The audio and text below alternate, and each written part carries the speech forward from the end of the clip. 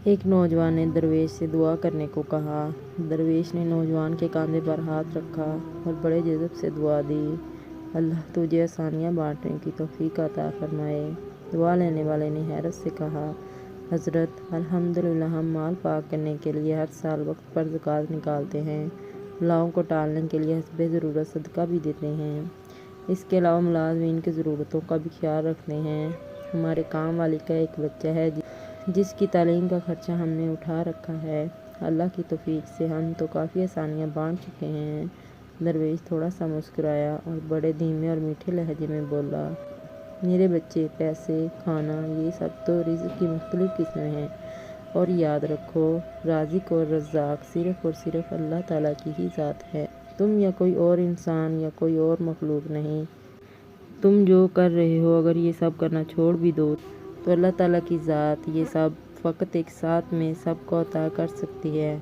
اگر تم یہ کر رہے ہو تو اپنے اشرف المخلوقات ہونے کی ذمہ داری ادا کر رہے ہو۔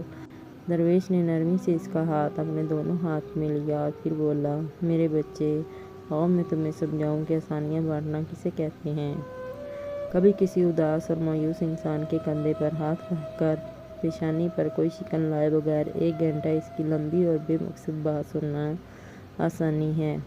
صبح دفتر جاتے ہوئے اپنے بچوں کے ساتھ محلے کے کسی یتیم بچے کی اسکول لے جانے کی ذمہ داری لینا، یہ آسانی ہے۔ اگر تم کسی گھر کے داماد یا بہنوئی ہو تو خود کو سسرال میں خاص اور افضل نہ سمجھنا، یہ بھی آسانی ہے۔ غصے میں ببرے کسی آدمی کی کڑوی کسیلی اور غلط بات کو نرمی سے برداشت کرنا، یہ بھی آسانی ہے۔ چائے کے کھوکھے والے کو اوئے کہہ کر بلانے کی بجائے بھائی یا بیٹا کہہ کر بلانا، یہ بھی آسانی ہے۔ گلی محلے میں ٹھیلے والے سے بحث مباحثے سے بچ کر خریداری کرنا، یہ آسانی ہے۔ تمہارا اپنے دفتر، مارکیٹ یا فیکٹری کے چوکیدار اور چھوٹے ملازمین کو سلام میں پہل کرنا، دوستوں کی طرح گرم جوشی سے ملنا، کچھ دیر رک کر ان سے ان کے بچوں کا حال پوچھنا، یہ بھی آسانی ہے۔ ہسپتال میں اپنے مریض کے برابر والے بستر کے انجان مریض کے پاس بیٹھ کر اس کا حال پوچھنا اور اسے تسلی دینا، یہ بھی آسانی ہے۔ ٹریفک اشارے پر تمہاری گاڑی کے آگے کھڑے شخص کو ہارن نہ دینا جس کی موٹر سائیکل بند ہو گئی ہو، سمجھو تو یہ بھی آسانی ہے۔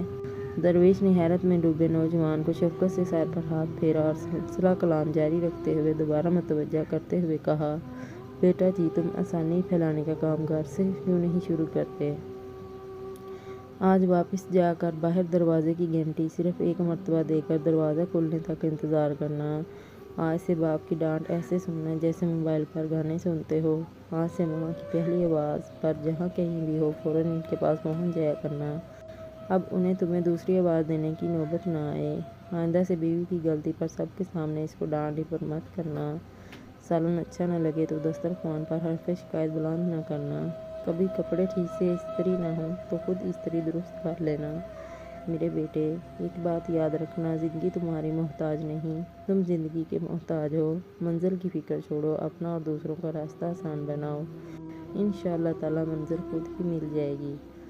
آئیں صدقے دل سے دعا کریں کہ اللہ تعالیٰ ہم سب کو آسانیاں بانٹنے کی توفیق عطا فرمائے، آمین ثم آمین یا رب العالمین۔